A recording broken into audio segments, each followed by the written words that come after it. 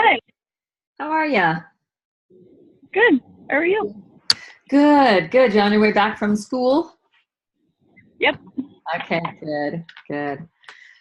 Well, happy Monday morning. Did you guys get a lot of snow Yeah. this week? Yeah, we got about 7 inches. Yeah, I'd say you got a little bit more than us. Probably we got about 5. I'm getting a little tired of Oh, shoveling yeah. now.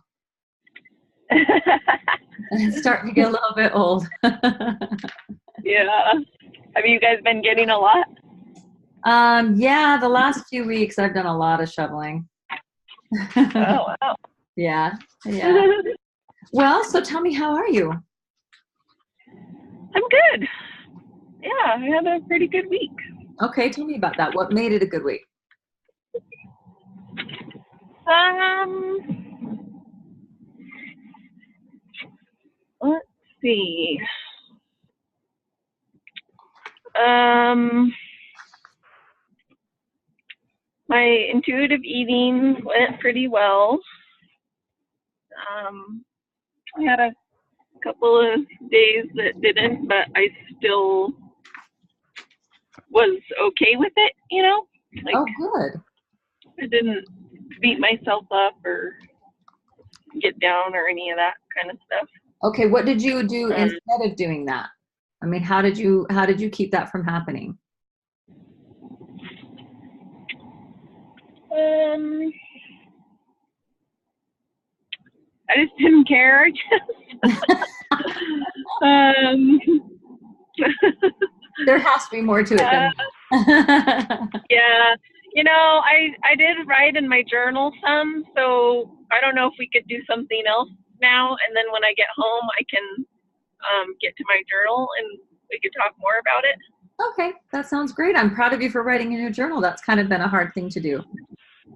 Yes, yeah. It wasn't, a lot, but at least it was better than or more than I have been doing. Yeah, good. Just to take that time to be aware, right? That's all we're trying to do. Yes, Yeah. yes. Okay, that's awesome. That's awesome. Well, let's go on. Let's talk for a minute about, have you had a chance to read chapter 11 about coping with your emotions without using food? Oh no, I didn't. I read chapter 10 though, because Oh, well, I that's told you I would good. do that. That's Yeah. good. That's good. Did you have anything you wanted to talk about on that one, about the satisfaction factor? I don't think so. I really liked it, and I underlined a lot of things, and I referred back to it a couple of times during the week, so that was good. How did it go on trying to kind of create that ultimate satisfaction experience? Um. Okay. I'm not that kind of person that likes the fancy, this Mhm. and that. So, I mean, I did try to really pay attention to, do I really want to eat that or not? But as far as like making it look pretty and stuff, like I don't care about that kind of stuff. Well, that's okay because that's the person you're working for, right? So if Yeah, you're hiring yeah, yourself, then you would be tailoring it to what you like and what you want and what you care about, yeah, right? So I don't think yeah, it doesn't, there's no expectation of how something should be or how it should be perfect for everybody.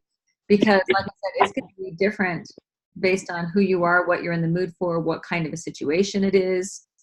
And so it's perfectly fine. I mean, sometimes I'm grabbing granola on the way out the door. That's yeah, not very fancy. And yet each of those situations, I can do the very best that I can in creating the best satisfaction experience that I can. yeah. Yeah, so that's the goal. Okay, So okay. did you feel like that gave you a different frame of reference this week for how you did things? Did it help at all? Was it not really helpful? Um, it's still, a work in progress because I still want to just scarf it all down. And so it really takes a lot of work to really slow down Really, and really. then to take a break and say, okay, is this really still tasting good? It's going to be a lot, it's going to take a lot of time. It does take a lot of time, so we've got the several parts of it. We've got allowing ourselves to be hungry when we start. How are you doing in that section?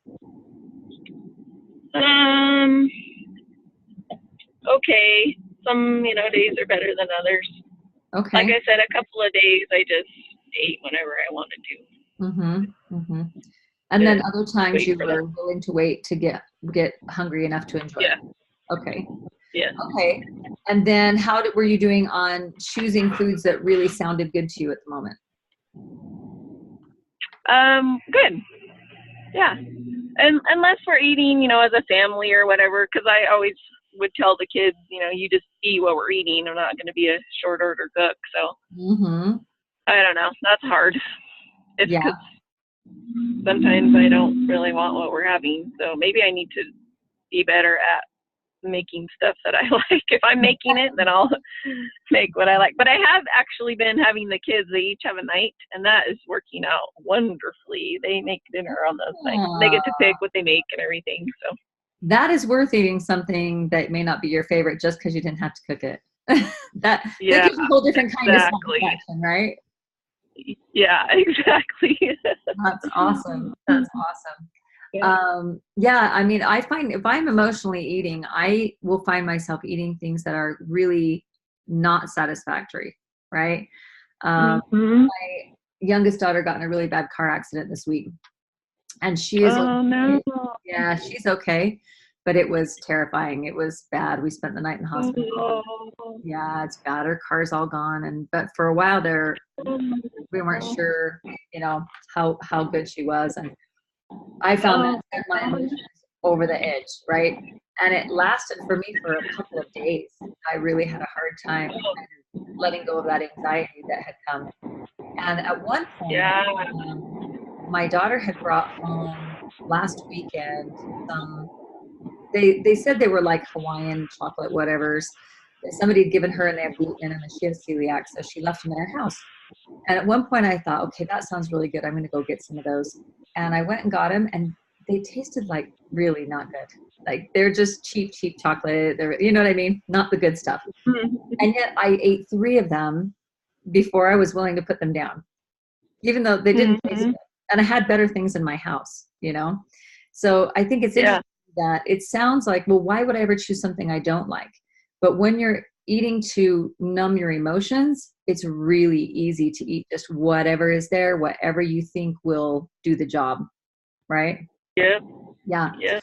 I love that part of the book where it talks about that and how we keep searching for something, but we keep, when we're dieting, we eat all the snack wells, and then at the very end we eat whatever it was we wanted in the first place. And why not just the first place? That is so true. So true. Yeah. I remember one time Oprah talking about how she had gotten this massive, obsession to eat, and she had nothing in the house, so she was putting maple syrup on hot dog buns. And talking about, I mean, here's one of the richest women in the world who can get anything she wants whenever she wants. But when you're desperate like that, it really doesn't have to do with, you're not trying to satisfy yourself. You're not trying to really enjoy it. You're trying to numb yourself. Right? Distract yourself. So I think that's a really key thing, is recognizing how important satisfaction is. And when we do satisfy ourselves, how less often we want to run to just any old thing because we are satisfied. Yeah. And I'm kind of in a place where, go ahead. No, go ahead. I was just going to say, I'm kind of in a place where I find myself looking for something, I want something, whether usually it's sweet, and I don't have, a lot in the house. So I'm kind of stuck, like, do I get stuff that I have, in case I want it, or is that like emotional eating? Am I hungry and I do really want that thing, or am I just, buffering for something? So maybe I need to think about that and work on that. I don't know. Way to be aware of that. That's really good. I would say if you're hungry, then by all means go get whatever it is that you want. If you're not hungry, I would take the time to ask myself, why do I want that? Because it's obviously not because I need it, Okay. you know? Okay. Kind of use that So hunger should and I fullness. buy that stuff? Should I have that stuff in my house so when I am hungry I can have it? Well, what do you think? What are your thoughts on that? Well, I should, but then I go back to my old self and it's like, no, I can't have that in my house because then I'll just eat it. Well, you've got But two the new extremes intuitive going on. part of me says, no, I should have that available in case I really want it and I'm hungry. Okay, well, you've got two extremes going on. First of all, you said I should do it. Well, first of all, there's nothing you should do, right? Don't should on Right. yourself. You can Right. do whatever you choose to do or not do whatever you choose to do. They're all just different choices. And then, you know, the diet part of you is saying, you know, if you have this around, you can't control yourself, right? Mhm. So there's a couple different Yep. ways of looking at it. I mean, it depends on if you're giving yourself complete permission to go get whatever you want when you want it. So if I'm suddenly craving a Dunford donut, I don't need to keep Dunford donuts in my house all the time in case I want them, because I can guarantee you if there's always a Dunford donut on my cupboard, I'm going to want them far more than I really probably Mhm. want them. Do you know what I mean? Yeah. Um, Yes. but if every time I want one, I give myself permission to drive 5 minutes to the Dunford Donut Factory and get the exact one I want and eat it, then I'm not going to really feel like I have this need to have it in my house all the time because I know I can have it whenever I want it. Right? Okay. Does that make Mhm. sense? But the trick is we tell Yeah. ourselves, well, you can have this whenever you want, but there's still that diet mentality saying, no, you can't. No, you really shouldn't do that. Yes. You know, it's that, like they said, it's like that pseudo permission. Yes. You act like you have permission, but you don't. And so there's nothing wrong with, you Yeah. don't, if you had to have every snack in the world at your house at the same time, we would all need much bigger kitchens. Right. Yeah. But there's also nothing wrong with having something around, but we have to be committed to slowing down, checking in with ourselves. Okay, why do I want this? Do I want it because I'm having a stressful day? Do I want it because there's a difficult conversation coming up tonight with my family that I don't want to have and I need something to distract myself? Or do I want it because I am hungry and that just sounds really good? Yeah. You know, they're all very different reasons. So I don't think there's a Yeah. right or a wrong answer to whether you should have it in your house or not. I think when the book really talks about going out and buying things like that, they're specifically talking about things you haven't allowed yourself to have in a really long time because of diet rules, Okay. right? So Yeah. if you haven't allowed yourself to have any gluten forever, you know, go buy a loaf of bread. And when you're hungry, allow yourself to have a sandwich, you know, still stopping when you've had enough and all that stuff. But I don't think it really means that you have to have everything you might crave around all the time. Okay. You know what I mean? Yeah. That makes sense. Yeah, I think the real trick is really, you know, it's what the chapter today is about. It's about dealing with that emotional eating and differentiating between which is which. Okay. And sometimes it's hard to determine that, especially if you're in the middle of emotion. I mean, I'll tell you, I had a really, really good week right up until the minute my daughter crashed. Oh And yeah. and the funny thing was I didn't go downhill quickly. The rest of the day, I mean, we were starving at the hospital because you know you're there for hours, and I had made this really nice dinner. It was my son's birthday, and she was on her Oh way no. to our yeah, she was on her way to our house for a big birthday dinner. So I had just put this nice dinner in the oven when I got the call that she'd been in a wreck. So I put it on like the auto stop, you know, for the oven and ran out the door. And by the time we got home at midnight, everything was like way overcooked and dry and it was nasty. It was disappointing. So when we had been at the hospital, I had gotten some nuts to eat and I was genuinely hungry. So I was eating those. And when we got home, we were still hungry and dinner was disappointing and we went to bed or whatever. And the next day, I found myself still really anxious, even though she was fine. And all day long, I still kept listening to my hunger and fullness. But I didn't have any vegetables. I didn't have any fruit. It was all just comfort food, but when I was hungry and full. And I think that's totally fine. Except the next day, I made the mistake of getting on the scale and it had gone up a little bit. And I was already emotionally not good. And I was so irritated. And the next thing you know, like I was spiraling into my old belief pattern. So that was a busy day too. And my husband had to go do legislative stuff. And my son had just moved out the night before. And there was all this stuff going on. And I started feeling sorry for myself. And the next thing you know, I started just snacking a little here and there when I wasn't hungry on the comfort food. And then it got more, and then it got more. And it wasn't like an old binge, but I was definitely medicating my emotions. Yeah. And I didn't want to think about it. I didn't want to admit it. It took me until like the next morning to sit down and go, okay, hold on. I slipped right back into my old ways of doing things, right? And Yeah. at first, I kind of was beating myself up about it just a little bit. And then I realized, okay, the stress level was massive. And Uh-huh. and I realized, you know what? It takes a really big stress level now to kick me over the edge. It used to take a small stress level. Used to take pretty much nothing. And now it takes something pretty big. So that's a progress, right? And Yeah. those are just kind of the things that I had to talk myself through and get myself back to a place where I could take care of myself and get back in a good mental place again. But this chapter 11 on dealing with our emotions, that's the trickiest part. That's the part that kind of whispers in our ear, oh, you really want this. And intuitive eating says it's perfectly fine. Go ahead and eat it. And it's like, yeah, but am I actually hungry? Is it time to eat? And why am I doing this? Yeah. Yeah. So it's a great chapter. I would definitely spend some time reading it. It will sound very familiar to you because you're pretty in tune with, how that works.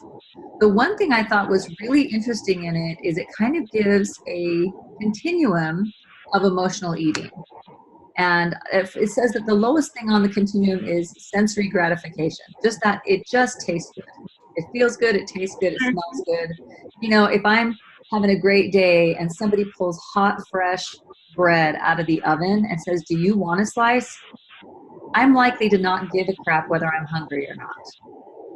Right? So that's emotional eating, but it's really low on the scale. It's sensory gratification.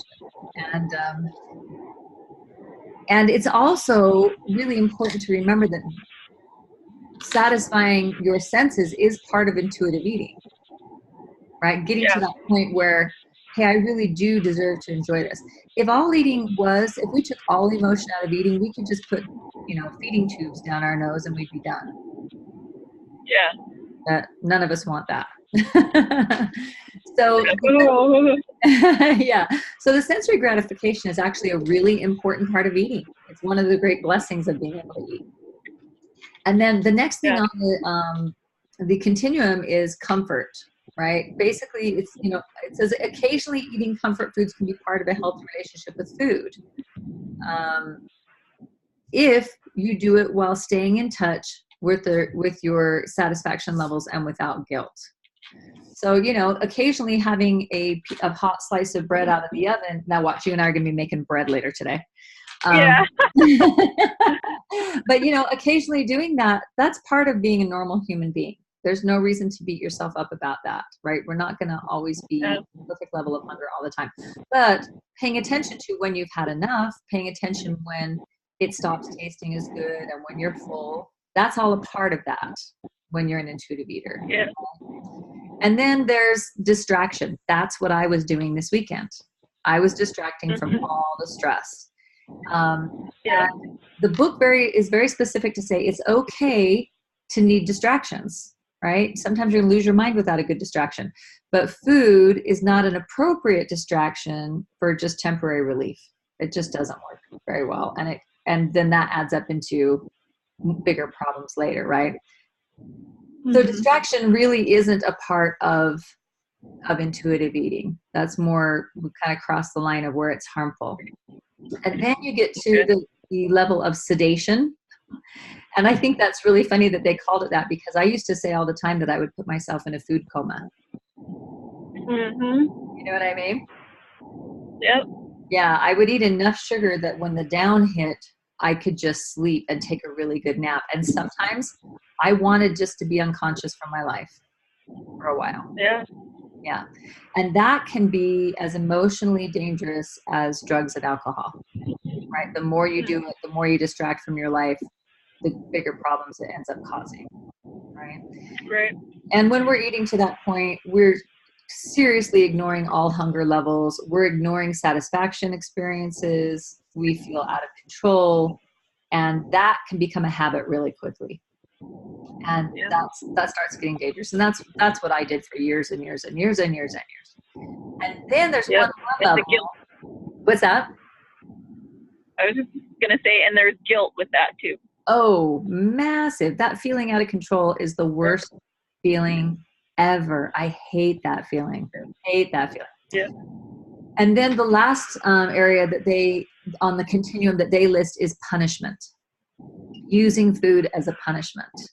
And Yeah. it says that when you're eating for sedation becomes so frequent and intense, it can trigger feelings of guilt, just like you just said, or self-hatred. And now it becomes a way to punish yourself for being a horrible person, right? Yeah. And that leads to really hating food and hating yourself.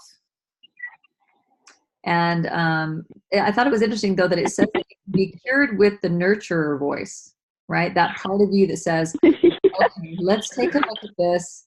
You know, why did you feel? It's like me the other day. I started to beat myself up just a little bit when I started thinking about it. Oh, how could I do? You know, I teach this class. I know better. Mm-hmm. I had a moment where I could have turned the other direction and I chose to do it anyway. You know, how dumb am I? And Yep. as soon as I was able to calm down, I actually wrote it out in a notebook, kind of what I would say to someone else. And, you know, and I started things like, you know what? The thought of losing your youngest child is one of the most painful things a mom can imagine, let alone almost experience, right? Yep. She was going 60 miles an hour when she hit a dead stopped car, right? Oh, Yeah, it is terrifying. And so it's like, okay, that is a normal. I don't know any mom that wouldn't be freaked out by that. So I'm not so. no. And you know, I just kind of kept talking through. Look, you know, in the old days, you would have eaten like this because you passed a candy bar at the grocery store, but you don't do that anymore. Now it takes really big stress to get you to do that, and so that's progress. Yeah. And as I started using that nurturing voice on myself, and I'm not lying, I'm saying all truth, I started feeling a little better and started feeling like, okay, I can do this. It was a slip. Yes, it'll affect my weight. Yes, all that stuff. And yet it's okay. I can just get back and move on from where I am. So I thought that was an interesting continuum to kind of look at, from sensory gratification, which is actually important to intuitive eating, all the way over to punishment, which of course we hope to never, ever get there again. Mm-hmm. Yeah, really interesting. Really interesting. So today I wanted to share with you, I told you I was really excited for today's lesson. Yes. I am so I'm excited too. It's just been the most helpful thing for me. I want to go give a keynote speech on it. It's so good because I started thinking about, okay, how do we deal with all of these situations that come up in our lives that are repeat situations that we've got to have a plan for, right? And a few weeks ago, we talked about having a game plan, right? Yes. Okay. Well, I started looking into it. Playbook. Yeah, playbook, game plan. So I started looking at it and talking to my husband. Now, he played football for 11 years. And so he started educating me on playbooks and game plans and plays and all that stuff. And he said, when you go against a specific opponent, you make your game plan. So it's the plan for the entire game, right? You say, okay, BYU is going against University of Utah on April 12th. What's the game plan for that day? And the game plan to go against University of Utah may be different, you know, next April, because they're a different team. They have different people. They have different strategies. They have different strengths and weaknesses. So a game plan only applies to a specific day. And then playbook is simply a collection of your plays. So what happens is every team has a ton of plays that they they create because they deal with specific challenges that they know are going to come up. So every time the ball is on the 5-yard line and they have 2 more yards to go and we've got to stop them from getting this touchdown, here's the play we're going to run, right? Every time we're going to kick a field goal from further back than this, so they have these situations that they know they're going to run into over and over and over, and they want their reaction to be automatic. They want to know it so well that they have it down. They've practiced it 100 times and they can pull it out anytime they need it. Does that make sense? Mm-hmm. Yep. And then you also have to have some alternate plays, because you might go to use a specific play and for some reason it doesn't work, or it's not going to work in this situation and you couldn't see that coming. So at all times, the quarterback, the coaches, they all have different cues where they can change things immediately, and everybody knows exactly what they're supposed to do in that situation. So what I've started doing, and what I'm going to encourage you to do, is to start creating plays for the situations that you're going to run into over and over and over again, right? So I think of the game plan, the overall game plan is kind of, in this situation, is to become an intuitive eater, right? That's the goal. Become a healthy person, intuitive eater. But the plays are going to change every day. We might have multiple plays we've got to use every day based on what our situation is that week. So for instance, what are some situations that you can predict that you're likely to face, this particular opponent, this opponent of, the compulsive eating? What are some of the situations you can predict that you'll find yourselves in?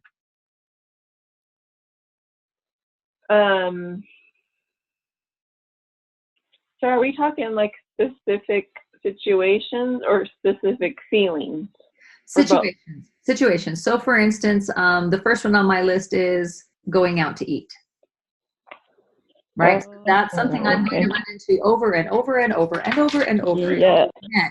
And that is a consistent problem for me too. Yes. And you could even say going out to eat when I'm starving, going out to eat when I'm not hungry, going out to eat when somebody chooses a restaurant I don't like. That could be 3 different plays, right? Oh, wow.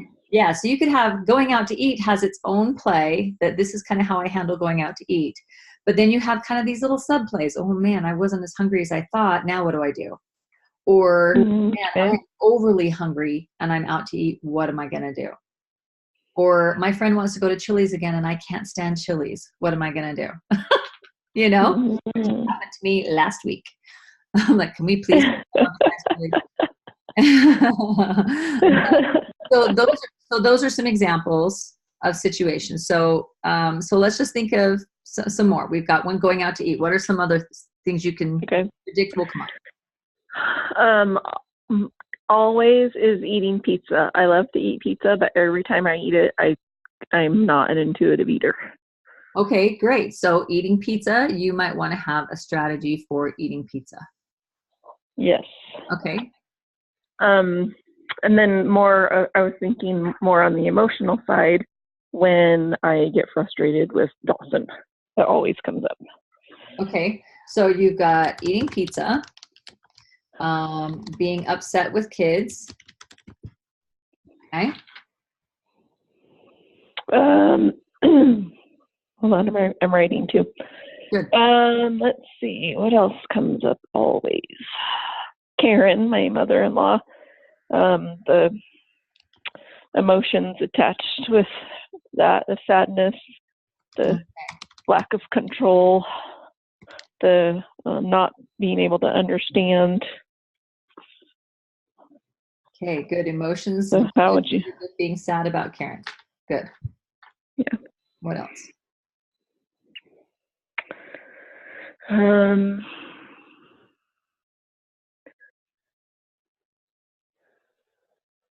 Oh, there's got to be a million. There are a million. I'm learning there are a million. Yeah. What's some that you might find yourself in today? I might find myself, I hate to use the word bored because that sounds like I don't have anything to do, but you know what I mean. Like, Hey, sometimes you have tons to do and yet your brain is screaming for you to do anything else. I would call that. yeah. I don't know if that's avoidance or what. I don't know. Okay, so wanting to eat when you're bored and not hungry? Yes. Okay, so let's write that down. Wanting That comes up and always. Yeah, that's good to know because if it's going to come up always, let's have a plan of how to deal with it. When bored and not hungry. Okay. What else? Sometimes when I'm out, I want to stop somewhere and eat if I'm not, even if I'm not hungry. When you're out, I mean, it's okay. You know, you're out running like errands? out and about, like running errands or yeah. Okay. And I'm not hungry, but I still want to stop for Chick-fil-A or something, but I'm not hungry. So does that fit under I want to eat when I'm not hungry, or is that like a subcategory of that one? I would say just whatever situation you know is going to be repeated, right? So if it's normal, you're out running errands and you feel like stopping to eat and you're not hungry, right? That's a really easy one to do. I mean, not easy one to deal with, but common one. Yep. Okay, so we're going to stop you for a minute because we could go forever. Let me read some of the ones that I came up with just on the fly. Okay. So when I'm going out to eat, when I have to work and I don't have time to stop to eat, when I'm angry or hurt and I'm not hungry, when I'm angry or hurt and I am hungry, when there's a large group gathered and a lot of good food, when I'm yeah, that's like common, huh? When I'm at an awkward business lunch or dinner, when I feel when I'm home having a normal, comfortable dinner, when someone surprises me with delicious food, but I'm already full. Like, oh, guess what? I brought cookies. Thought you were finished, right?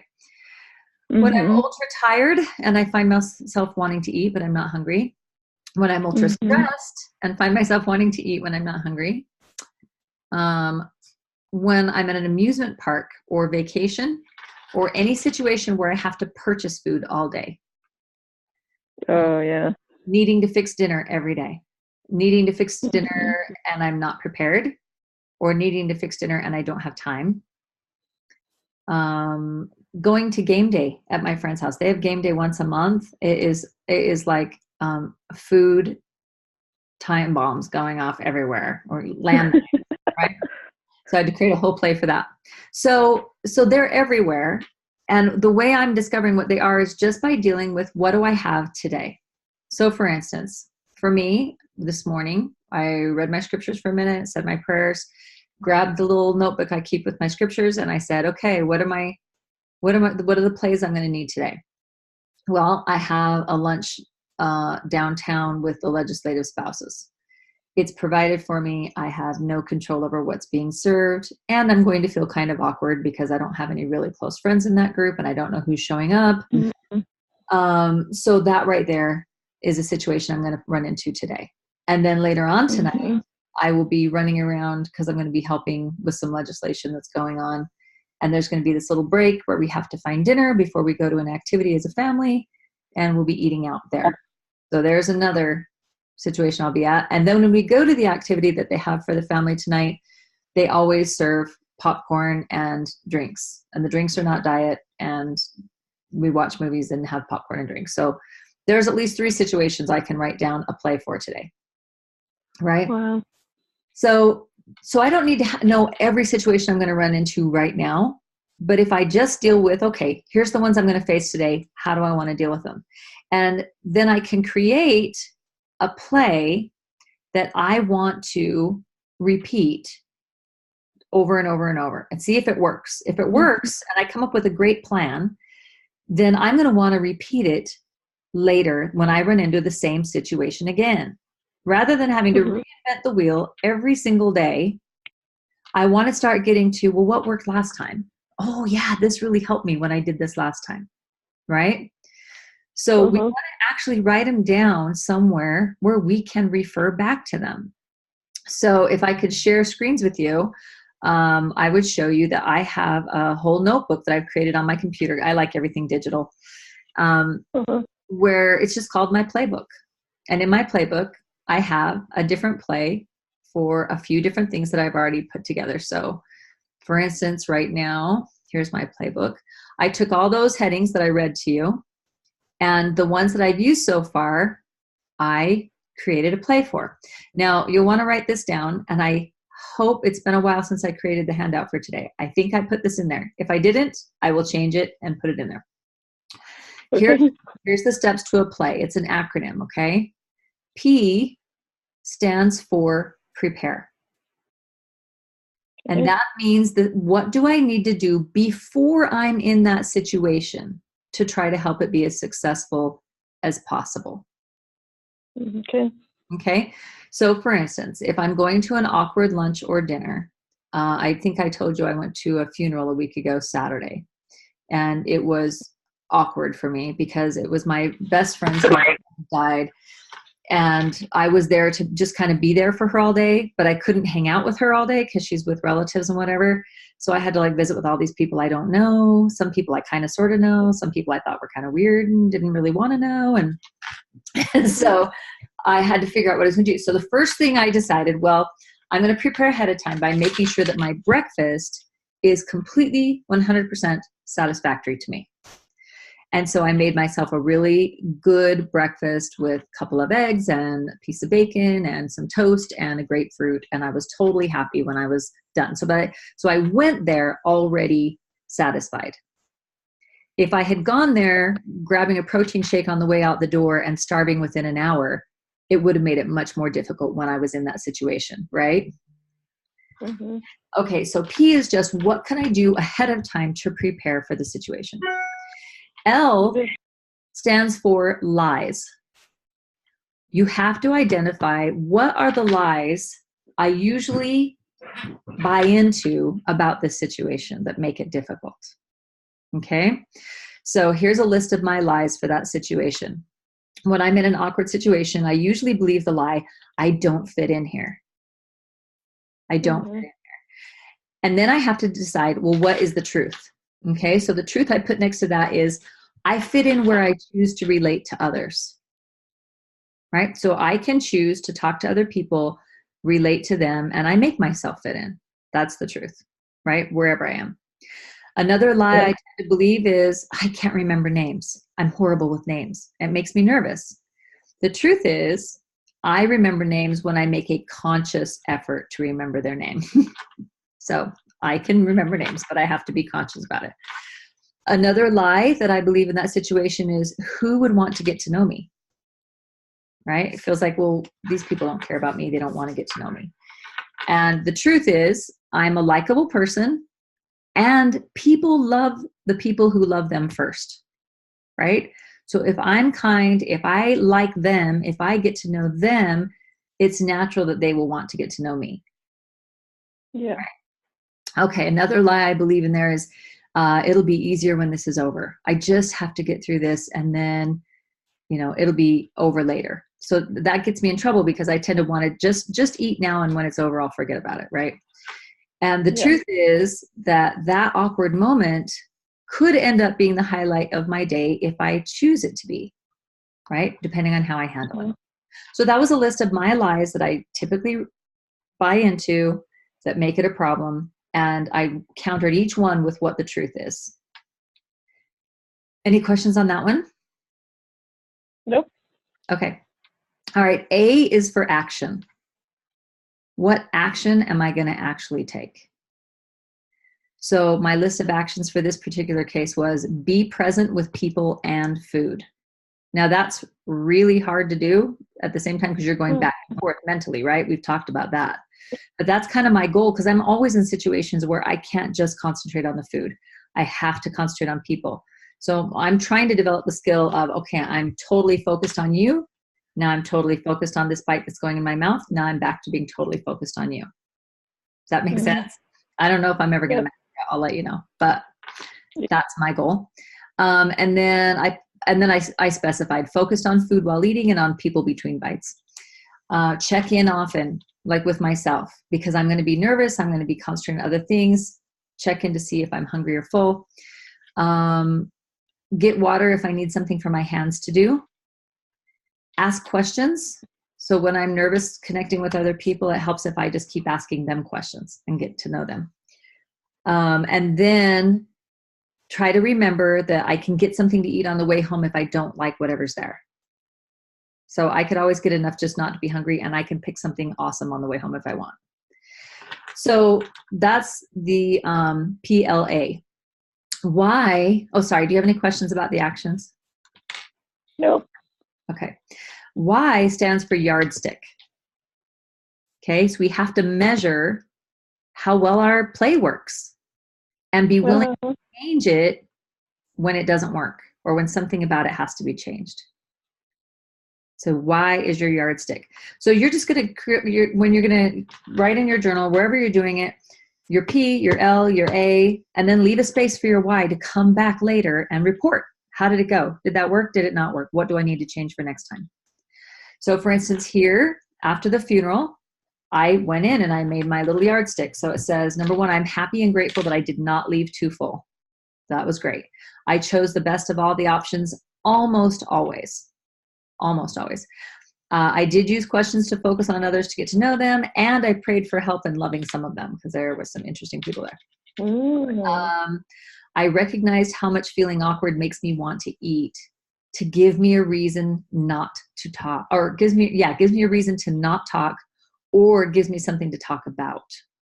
So being hyper aware at that funeral made me like, oh man, these awkward situations really make me want to use food as a distraction. Mm-hmm. And then I put some examples down. So when the cookie I chose wasn't very good, I ended up eating 3 more bites of it because someone was still talking to me and I didn't know how to excuse myself at that moment to get up and get what I really wanted. And so I was using it as a time filler. I was using it for something to do to get me through when they were talking to me. Then when I finally did excuse myself, I was choosing between the tiny cookie that I really wanted because I had tasted it and it was really good and it would have been the perfect amount. But there was also really good rolls there. And I knew that the roll was a few bites more than what I needed and really, really wanted. But then I realized I had to go talk to an old high school friend of mine that was there. And he makes me feel incredibly uncomfortable.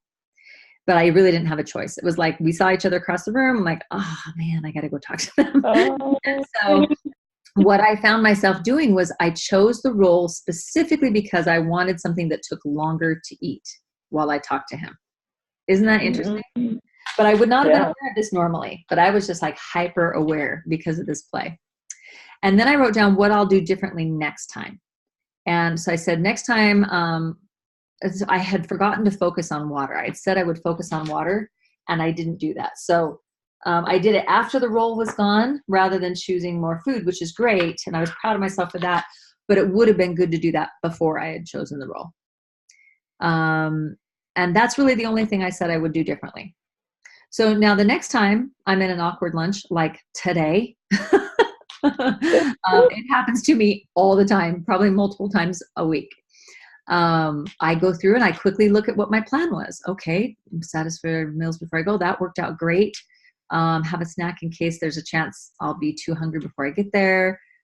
Review my lies, remind myself of the truth, figure out what my actions are going to be.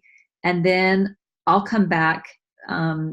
I had another awkward lunch last week with a business person, and I came back that day and put a different yardstick. I dated it and said, okay, how did I do on this one? What worked well? What didn't work well?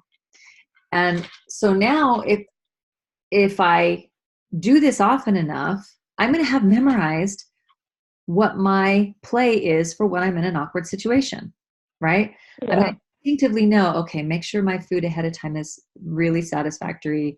Make sure I keep a lot of water in my hands, ask a lot of questions. Here's what works for me, right? And then I can go into it confident and say, here's what works for me in this situation, and I can get through the situation without using food and regretting it later. Does that make sense? Yeah. And I do that with just really quickly in the morning. I don't take a lot of time on this, right? So probably in 5 to 10 minutes max, I can quickly go through the day and create a play for each one. And once I'm repeating plays, it's even quicker because I just hurry and review it. Mm-hmm. Does that make sense? Yep. Okay. So you probably already have a lot of plays in your own mind, things that you've already thought through, but we want to make them a habit. So when a football team, if the coach talks to them and says, okay, in this exact situation, what should we do? They probably all know what the best thing to do is in that situation. But that's not enough. The coach makes them practice that play, actually get out on the field, throw their jerseys on, grab the ball, and practice that play over and over and over and over until the guys want to throw up, right? Yeah. Until it's so easy and natural for them that they're dreaming about it, right? And then he switches and he makes them practice other plays, and they'll do those over and over and over and over and over and over and over and over and over and over again. And so to this day, my husband can tell you what all the plays are and what they mean and what you have to do, and you know. And so that's kind of how we want to get with all these situations that have been a challenge for us. And the reason I really love this and using it has been incredibly eye-opening for me and helpful. I love it for many reasons. Number one, it reminds me that I'm in control, right? That I have choices to make, and I can think about it and make good choices ahead of time. It also helps me. It helps me take responsibility without. There was something else I was going to say. You know how like something goes in your head and then it goes right back out again. Yeah. What was I going to say? I like it because it helps me.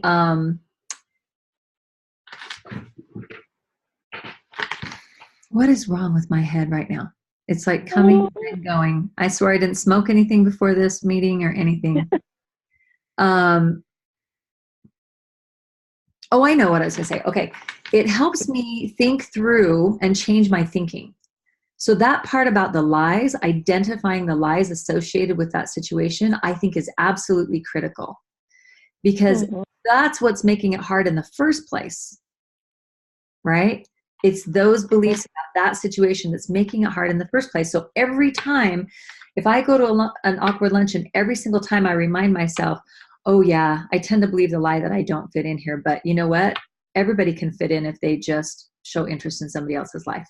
That simple thing can calm me down and help me get into that situation and handle it better and change that belief I have, so that I'm hoping that by the, 50th time I've gone to this awkward lunch and I've run this play and I've reviewed the truth in my mind, I can stop believing the garbage lie. Right? Yeah. That's the goal. So tell me what your thoughts are.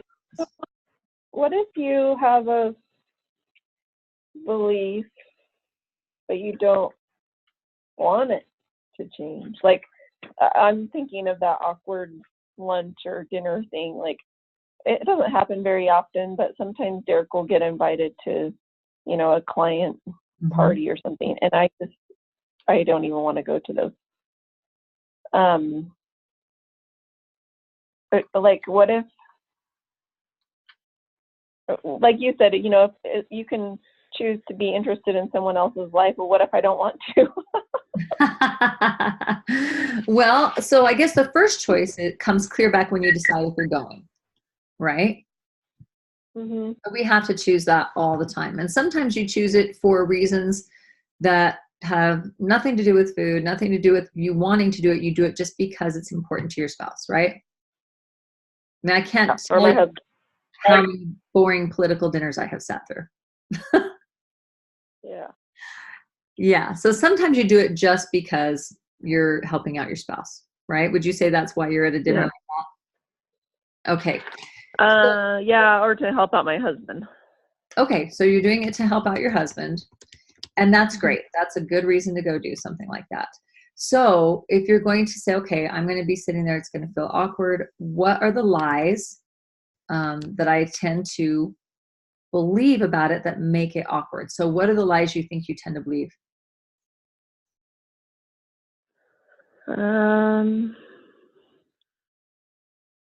Well, definitely I don't fit in because most of the time they're fancy and I am not fancy and I don't want to be fancy. So I don't want to fit in. Okay. So there's I don't know what I that don't is. fit in. Okay. What's another lie? I don't like the food because it's fancy. Okay. So you believe you'll never like the food because you're deciding that before you ever go there, right? Yeah. Uh-huh. Okay. Okay. And what's another thing that makes it awkward? That makes it hard with your food. If it's like a party thing and there's like mingling and stuff, Derek will, be talking to people and I'm just standing there because I don't know them or. Okay, so I'll be standing around talking to no one. Yeah. Yeah. Okay. What else?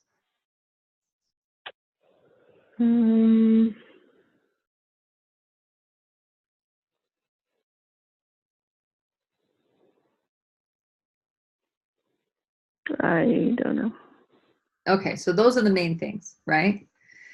Yeah. Okay, so remember you're deciding this before you go. Your brain is already saying, I won't fit in, I'm going to hate the food, and I'm going to be standing around talking to no one. Okay, Yep. so now let's look at whether those things are true. Okay, these other people who are at this situation, do they run around in tuxedos all the time? No. No. So are they all fancy all the time either? No. No.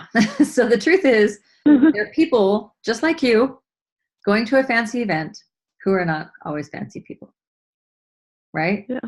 So in other words, you're exactly like them, right? They're normal people going to a fancy dinner. You're a normal person going to a fancy dinner, and you're all pretty much in the exact same boat, in the exact same situation, right? Yeah. Okay, so in other words, right there you have a lot in common. And that is oftentimes what I'll use to talk to people. I'll say, if the food is too like foofy, I'll be like, oh my gosh, I am craving a McDonald's burger right now. The person next to me can be like, I totally hear you, or just being yourself and not feeling like you have to act fancy can let the other people feel comfortable. Like they don't have to act like they're being fancy, right? So by learning to be ourselves, I mean, what is the truth there? The truth can be, I don't have to be like anyone else to fit in. Okay. Or if I'm myself, other people will feel like they can be themselves.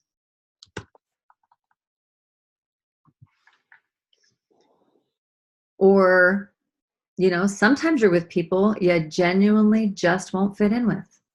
And so maybe the truth is, I don't fit in with Sally, and that's okay because I don't really want to be like Sally. Yeah. Just to recognize that up front is good, because then you're not saying to yourself, when you say I don't fit in, there's a judgment there. Like somehow if you were a great person, you would fit in with these people. And it can be very healthy to say, I really don't fit in with this crowd. And that's why I don't really want to.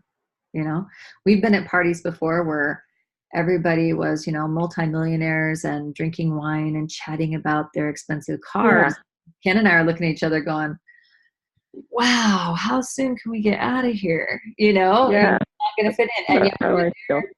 Yeah. And when you're there, you just make the best of it. But by consciously saying, I don't need to fit in with this group, that's okay. Then you are telling yourself, I'm okay. I'm okay the way I am. And that's all right. Because the awkwardness comes from feeling inadequate. So if you don't feel inadequate, then that's not really a problem, right? Okay. That makes sense? Yeah. You're trying to tap into the truth about the situation that can ease that anxiety, or the feeling that makes you want to turn to food for the wrong reasons. Yeah. Okay, so then deciding that you'll never like the food. I mean, I have probably been to, man, a few hundred political dinners in the last eight, Oh 9 my years. gosh. And I can tell you that some of them are like rubber chicken. We call them rubber chicken dinners, right? And a lot of them are really good. It just depends on who they cater and all that kind of stuff. So I kind of go prepared for, I could love it, I could hate it. What usually happens is I always like some of it, and there's some of it I don't like.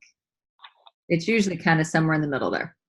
Like sometimes, like those rolls are amazing, and that salmon makes me want to gag, right? And so then I'll choose 2 rolls, right? I might have a bite or 2 of the salmon to see if I like it. And then the next thing I know, I've eaten 2 rolls and a piece of the carrot and all my dessert, you know? But giving yourself permission to eat what you like and not what you don't like, then you don't have to worry about where the food is good or not. Yeah. But you don't have to eat it just because it's socially accepted, right? Right. Put it in front of you, therefore I have to eat it. No, look around. A lot of people leave tons of food on their plate. I used to feel like I had everything there, and I'm like, why? Nobody else is. Yeah. You know? So giving yourself permission to say, if I like it, I'll eat it. If I don't, I won't. And we'll stop at McDonald's on the way home. Okay. Right? Can get you out of that. I'll be standing around talking to no one. Well, there's a lot of choices there. You could choose to stand around and talk to no one. I used to stand around and talk to no one for a long time. And then I got so bored, I finally started talking to people. So I'd find the other wives, like there's usually another wife standing next to the husband who's talking to my husband, who's looking just as bored as I am. And I'll just start talking to her. And I'll start saying, are you as bored as I am? You know, how many political dinners have you been to this month? And what does your husband do? And then next thing I know, I'm striking up a conversation. And they're usually so grateful because they would rather die than be there too. And I've made good friends that way. But so you can, you know, maybe you talk to no one, but you are making up games in your own head of, you know, finding Waldo, or reciting your affirmations, or, you know. Oh, yeah. But I think it's just important that you look at those situations and say, okay, what's the truth? And just embrace whatever that truth is. Because when you see the truth and you stop judging yourself, then the desire to use food in that situation the wrong way goes away. Yeah. Does that make any sense? Yeah. Yeah. So if the truth is I don't fit in and I'm okay with that, then that's not really a lie that's holding you back. So what you're trying to do is identify, what are the lies? What are the things that I'm buying into that are making this hard when it shouldn't be? Okay.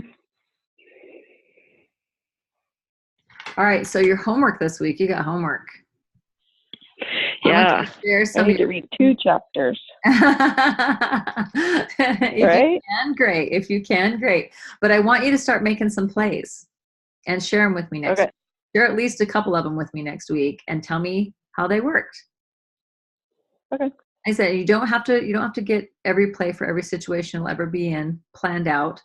But what I did on this playbook is I made a place for each one that I could think of at the moment. And then I just took the one that I'm dealing with today and I started spelling it out and saying, okay, here's how I'm going to do that. And that's been really helpful for me. And then I'm hoping I don't have to reinvent the wheel because I've got it written down of what worked, what didn't work. Okay. Cool. Yeah. Yeah, it's really a great way to get rid of all this emotional stuff. Yeah. All right. Any questions for me? Nope. Okay. If you have questions through the week or you need help thinking through something, feel free to call or text and we'll work it through. I think once you've done it once or twice, it'll be cake. And it should be pretty quick and easy. You shouldn't have to kill yourself with tons of time either. Okay. All right. Good. Anything else I can help you with today? I don't think so. Okay, awesome. I'm proud of you. Thanks. You're doing great. Thank you. All right, talk to you You soon. too. I got teary when you were talking about your daughter. Oh my I gosh. can relate to that. And Yeah, I thought of you actually with the whole thing with Dawson while you were on your trip. Kids will just stress well, the yeah, I was actually thinking of the cardiac arrest because it was just so traumatic. I know how that can't even feels. imagine So that. Oh, that is, you actually had to deal with it. I had the fear of having to deal with it. You had to deal with it. well, but I mean, she could have died, and that's where we were too. I mean, he could have died, and so I get it. It's very emotional and very traumatic, and I'm just amazed at how well you're doing. But if you need to talk or anything, let me know. Oh, thank you. I'm just, at this point, I got to start dealing with insurance companies, which I'm not excited about. She's just on, like Tylenol and ibuprofen, and she'll be fine. So she'll be without a car. Yeah, she'll have no car anymore. But at least she's alive, Yeah, that's always a terrifying moment to think, oh my gosh, what happened? Yeah. Anyway, so we just go forward. You never do know what's coming every day, can you? I didn't have any play ready for that one. No play for that one. I don't think I want to have plays ready for those. Yeah. It's almost like you're just asking for it if you have a play ready for it. I don't want that. Let's hope they don't come often enough for us to worry about it. Yeah, exactly. Funny. All right. Well, okay. I will post this, and I can send out and I'll also post the what's it called? Food for thought. And let's just keep touch this week. Okay. All right. Sounds good. Thank you. Later. Okay. Bye.